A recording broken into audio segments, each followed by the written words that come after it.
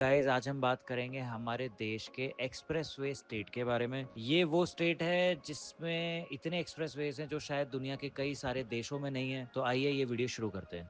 मैं बात कर रहा हूँ उत्तर प्रदेश की, जहाँ पे 13 बड़े एक्सप्रेसवे लाया करते हैं, जिसमें से कुछ अंडर कंस्ट्रक्शन है, कुछ बन के तैयार हो चुके हैं। अगर ये टोटल इस पूरे एक्सप्रेसवे के नेटवर्क को देखा जाए तो ये 3200 किलोमीटर का ये पूरा नेटवर्क है। और अगर आप ग्लोबली भी देखेंगे तो काफी सारी ऐसी कंट्रीज हैं जहाँ पे इतना बड़ा रोड मैप कहीं शायद ला ही नहीं करता, या इतने सारे एक्सप्रेसवे कहीं ला ही नहीं करते। देखिए, मैं वैसे तो काम करता हूँ नोएडा रीजन में, नोएडा यमुना एक्सप्रेसवे, जेवर एयरपोर्ट, लेकिन ये जो वीडियो रहने वाली है ये थोड़ी सी अगेन पॉलिटिकल एंड थोड़ी सी रियल स्टेट को समझने के लिए ये वीडियो रहेगी। देखिए, बिल्डर्स के बारे में वीडियोस आपको काफी सारी मिल जाएंगी यूट्यूब पर, लेकिन मैं आपको थोड़ा सा हमारा जो ये उत्तर प्रदेश स्टेट है और जो हमारा जो ये नोएडा शहर है इसके बारे में थोड़ा सा एक्सप्लेन करूंगा। प्रॉपर्टी आपको कौन सी लेनी है, आप किस बिल्डर के साथ जाएं, किसकी कंस्ट्रक्शन क्वालिटी खराब है या अच्छी है, आपके लिए बेहतर कौन सा प्रोजेक्ट रहेगा, ये तो आप अगर हमें कॉल करेंगे, आप हमसे मिलने आएंगे तो हम जरूर इसके बारे में डिस्कस करेंगे। एंड मेरी नेक्स्ट वीडियो भी इसी बारे में रहने वाली है कि किस तरह से आजकल काफी सारे बिल्डर्स की कंस्ट्रक्शन क्वालिटी इतनी खराब हो चुकी है। पीछे जैसा कि हमने देखा होगा कि जैसे आंधी तूफान काफी हमने फेस किया इधर नॉर्दर्न इंडिया में, एंड काफी सारे बिल्डर्स की पोल खोलती हुई नजर आई। तो किस बिल्डर के साथ आप जाएं, कितना आप पैसा किस बिल्डर के साथ लगाना आपको चाहिए, किस एरिया में आपको लगाना चाहिए, वो तो जब आप हमसे पर्सनली मिलेंगे या फिर आप हमको कॉल करेंगे हम आपको और बेहतर समझा पाएंगे। फिलहाल ये जो वीडियो रहने वाली है ये जितने भी एनआरआईज हैं या जितने भी लोग आज गुड़गांव या दिल्ली में अभी भी इन्वेस्ट कर रहे हैं या फिर शायद अदर स्टेट्स में एज एन इन्वेस्टमेंट वो लोग इन्वेस्ट कर रहे हैं, मैं उनको इस वीडियो के माध्यम से ये समझाना चाहता हूँ कि उत्तर प्रदेश इतना अमेजिंग स्टेट होने वाला है। 1 ट्रिलियन की इकोनॉमी ये यूएस डॉलर टच करेगा 2027-28 तक, ये गोल भी है केंद्र सरकार का। और ये मैं आपको वैसे भी बता रहा हूँ, जो मेरी स्टडी है, अभी भी अगर देखा जाए तो 360 बिलियन डॉलर की इकोनॉमी उत्तर प्रदेश बन चुकी है, जो कि पाकिस्तान की जीडीपी से बेहतर है। तो मैं ये वीडियो मेनली उन लोगों के लिए बना रहा हूँ जो कि अभी भी उत्तर प्रदेश की ग्रोथ को नहीं समझ पा रहे हैं, नोएडा की ग्रोथ को नहीं समझ पा रहे हैं, यमुना एक्सप्रेसवे को नहीं समझ पा रहे हैं। वहाँ पे अभी भी वो कुछ भी इन्वेस्ट करने से वंचित हैं, या आज भी शायद कुछ लोग गुड़गांव में इन्वेस्ट कर रहे हैं। देखिए, हमारे सामने इस तरह की काफी सारी वीडियोस पीछे बारिशों के टाइम पे आई है, जिसमें हम ये देखते हैं कि गुड़गांव में इतने महंगे अपार्टमेंट्स के सामने एक लग्जरी गाड़ी आपको डूबती हुई तैरती हुई नजर आएगी। एग्जैक्टली मैं आपको बताऊंगा कि क्यों गुड़गांव का इंफ्रास्ट्रक्चर इतना प्लान्ड नहीं है एंड क्यों नोएडा का इंफ्रास्ट्रक्चर इतना ज्यादा प्लान्ड है। एंड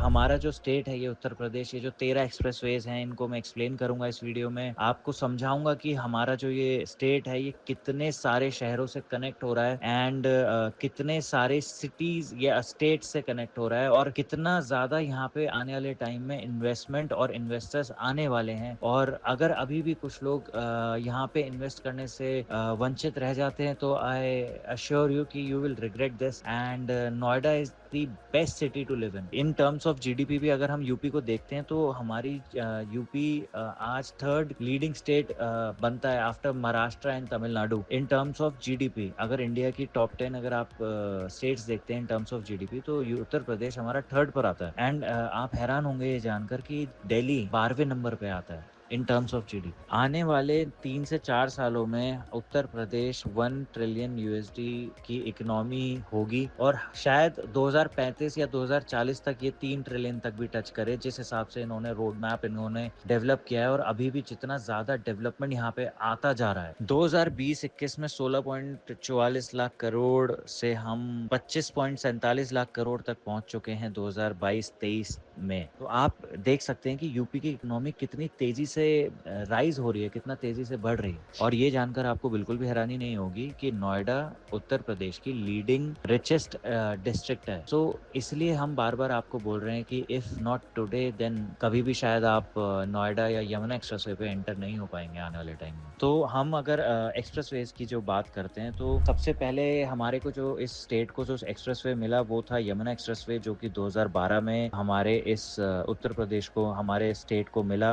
165 किलोमीटर लंबा ये एक्सप्रेसवे पहला एक्सप्रेसवे था जो यूपी स्टेट को मिला था। 6 लेन ये एक्सप्रेसवे है, मथुरा अलीगढ़ से गुजरता हुआ ये दिल्ली आगरा को कनेक्ट करता है। एंड इसमें 7 इंटरचेंज है दिल्ली टू आगरा। और आज अगर आप देखा जाए तो दिल्ली से आगरा आप सिर्फ 2 से ढाई घंटे में पहुंच जाते हैं। टोटल 12,800 करोड़ रुपए यमुना एक्सप्रेसवे को बनाने के लिए खर्च हुए थे, जिसमें लैंड एक्विजिशन और कंस्ट्रक्शन कॉस्ट इंक्लूड है। सेकंड नंबर पे हमें नोएडा एक्सप्रेसवे हम लोगों ने उत्तर प्रदेश में देखा, जो कि 400 करोड़ रुपए में हमें बनता हुआ दिखा, जो कि Delhi to greater Noida connect करता है। जो हमारा ट्रैफिक इश्यूज हम फेस करते थे, आज वो हमें फेस नहीं करने पड़ते हैं due to these 2 beautiful expressways. फिर हमें मिला 2017 में आगरा लखनऊ एक्सप्रेसवे, जो कि एक ग्रीन फील्ड एक्सप्रेसवे है, 302 किलोमीटर लंबा, 6 lane access control type expressway, longest in India. 13,000 crore रुपए यहाँ पे स्पेंड हुए थे टोटली। आगरा से लखनऊ जाने में जो कि 6 घंटे लगते थे, आज सिर्फ 3.5 घंटे लगते हैं। और ये यमुना एक्सप्रेसवे से भी कनेक्ट होता है। और यहाँ पे एक खास बात और है, 24 घंटे आपको यहाँ पे पेट्रोलिंग सर्विसेज मिलेंगी। And due to these good expressways ना, आपको मैं बता दूं, इसके आसपास इन्वेस्टर्स यूपी में इतना ज्यादा चाहते हैं इन्वेस्ट करना, बाहर की कंपनीज भी चाहती हैं यहाँ पे इन्वेस्ट करना। फिर आता है दिल्ली मेरठ एक्सप्रेसवे, जो कि एक ब्राउन फील्ड और ग्रीन फील्ड दोनों का मिक्सचर है। पार्ट ऑफ NH3 है। 9 किलोमीटर दिल्ली में है, 83 किलोमीटर यूपी में है, 96 किलोमीटर टोटल इसकी लेंथ है। सबसे बिजिएस्ट रूट यूपी का जो था, जो आप जाते हैं गाजियाबाद से होते हुए जाते हैं, उसको इसने सॉल्व करा। यहाँ पे बहुत ज्यादा ट्रैफिक रहता था, और जब ये एक्सप्रेसवे बना है ना, उसके बाद से आप दिल्ली से मेरठ मतलब आपको 1-1.25 घंटा लगता है बस। 8,000 करोड़ यहाँ पे टोटली स्पेंड हुए थे। 24 ब्रिज,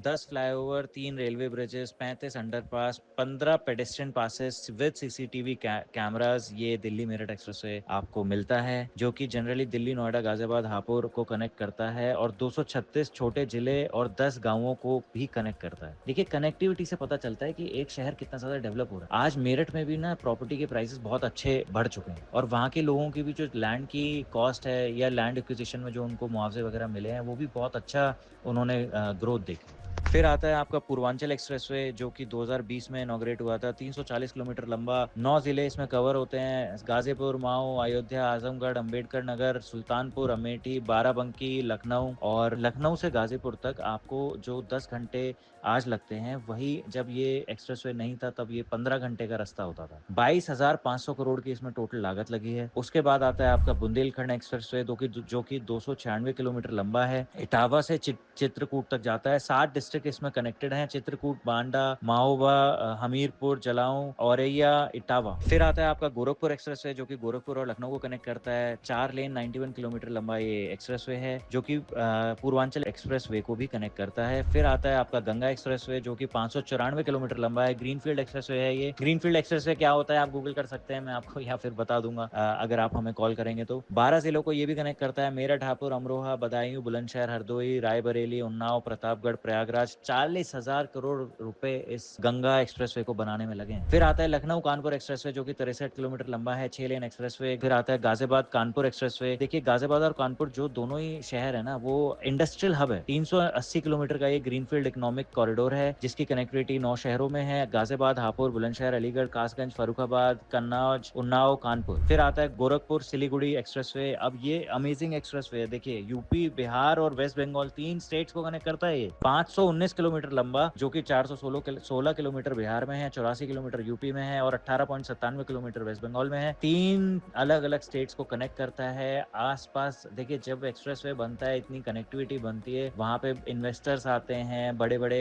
कंपनीज वहाँ मूव करती हैं, या आप किसी शहर में रह रहे हैं तो शायद किसी और शहर में आपकी जॉब है, आपको वहाँ जाने आने में आसानी होती है। इतना पैसा यूपी में लगा है ना अभी पीछे, इतना ज्यादा अमेजिंग काम किया है योगी सरकार ने कि हमारे पास शब्द नहीं है। मैं तो उनका बहुत ही बड़ा फैन हूँ। गोरखपुर से अगर सिलीगुड़ी आप जाते थे तो जो 15 घंटे लगते थे, आज सिर्फ 6 घंटे लगते हैं। देखिए, इस एक्सप्रेसवे का कमाल देखिए आप। इस एक्सप्रेसवे से आप गोरखपुर आजमगढ़ लिंक्ड है, मतलब वो जुड़ा हुआ है। वहां से आप पूर्वांचल एक्सप्रेसवे को कनेक्ट कर सकते हैं, वहां से फिर लखनऊ आगरा एक्सप्रेसवे को कनेक्ट कर सकते हैं, वहां से यमुना एक्सप्रेसवे आ सकते हैं, यमुना एक्सप्रेसवे से आप दिल्ली आ सकते हैं। तो मतलब आप कनेक्टिविटी देखिए कि एक स्टेट में इस तरह की कनेक्टिविटी, और तब भी हमको as a real estate agent हमको लोगों को बताना पड़ता है कि नहीं, आप नोएडा में या फिर आप उत्तर प्रदेश में जेवर एयरपोर्ट के आसपास कहीं पे भी आप इन्वेस्ट करिए, गुड़गांव से बहुत बेहतर शहर है। उसके बाद आता है दिल्ली देहरादून एक्सप्रेसवे है, जो कि दिल्ली, यूपी और उत्तर उत्तराखंड को कनेक्ट करता है। यहाँ पे काफी सारे इन्वेस्टर्स मूव कर रहे हैं ड्यू टू यूपी और उत्तराखंड, क्योंकि for the same reason, due to good connectivity. फिर आता है आपका गाजीपुर बलिया मांझी घाट एक्सप्रेसवे, 117 किलोमीटर लंबा है। Ghazipur will be connected to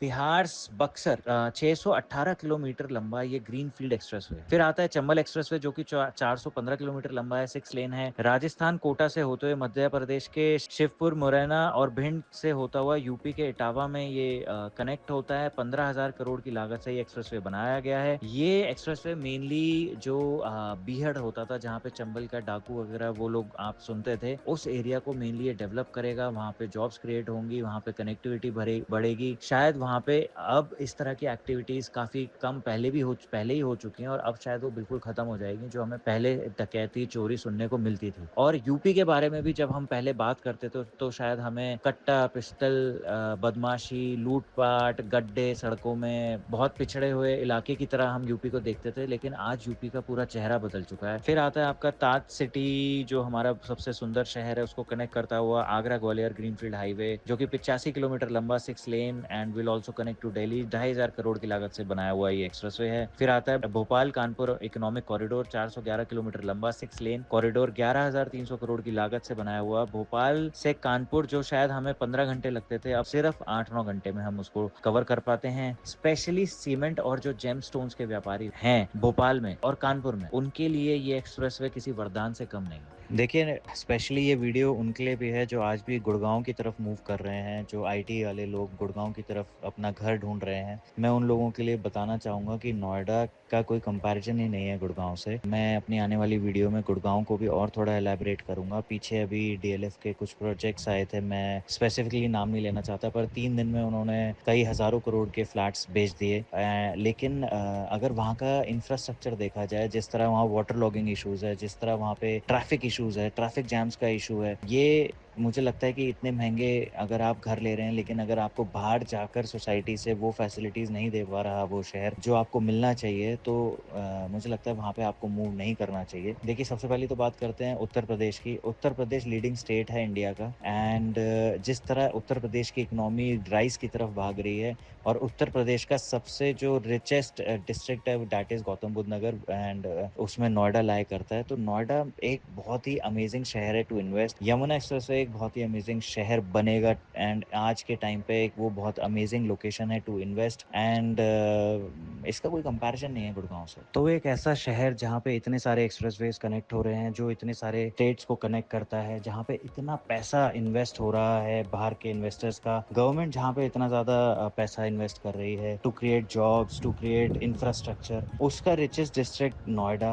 यहाँ पे आप यहाँ पे इन्वेस्ट नहीं करना चाहेंगे? क्यों आप घर नहीं लेते? देखिए, कौन बिल्डर कौन होगा, किसके साथ आप जाना चाहते हैं, किस एरिया में आप अपने घर या अपनी जमीन लेना चाहते हैं, वो एक अलग मुद्दा है, वो हम शायद कभी मिलकर भी बात कर लेंगे। लेकिन इस वीडियो के माध्यम से मैं ये बताना चाहता हूँ कि कितनी तेजी से ये स्टेट उत्तर प्रदेश ग्रो कर रहा है। और आप लोगों को मैं एक चीज बहुत श्योरली बता रहा हूँ कि जितना तेजी से ये स्टेट ग्रो कर रहा है, और कोई भी स्टेट ग्रो नहीं कर रहा है हमारे पूरे भारत में। ये जितने भी इन्वेस्टर्स आज इस वीडियो को देख रहे हैं, या जितने भी लोग जो कि अपना पैसा कहीं रियल स्टेट में पार्क करना चाहते हैं, उत्तर प्रदेश और स्पेशली नोएडा या नोएडा के आसपास जो यमुना एक्सप्रेसवे की बेल्ट है, इससे अच्छी लोकेशन कहीं भी नहीं है पूरे इंडिया में to invest and to park your money. आने वाली वीडियो में मैं आपको बताऊंगा कि किस बिल्डर के साथ आप जा सकते हैं। शोभा ग्रुप के बारे में मैंने हालांकि एक वीडियो बनाई थी। शोभा ग्रुप का मुझे काम करने का तरीका बहुत अच्छा लगा। लोकेशन, जैसा कि मैंने उस वीडियो में भी बताया, कि थोड़ी सी उनकी आउट है, लेकिन फिर भी एक good project to invest in with a good price tag. Greater Noida एक बहुत पीसफुल लोकेशन है। इसी तरह और किसी बिल्डर के बारे में मैं अभी नेक्स्ट वीडियो बनाऊंगा जिनका मुझे लगता है कि एक अच्छा आपके लिए एज एन इन्वेस्टमेंट अपॉर्चुनिटी रहेगी। एंड बीच में मैं एक वीडियो और बनाऊंगा, एक प्रोजेक्ट पे मैं स्टडी कर रहा हूँ, मैं उसके बारे में आपको बताऊंगा। मुझे ऐसा लगता है कि वो as an investment and as an end user बहुत अच्छा प्रोजेक्ट रहेगा for investors and end users. So please आप इस चैनल को सब्सक्राइब करें, फॉलो करें to stay updated for real estate and political news. Thank you.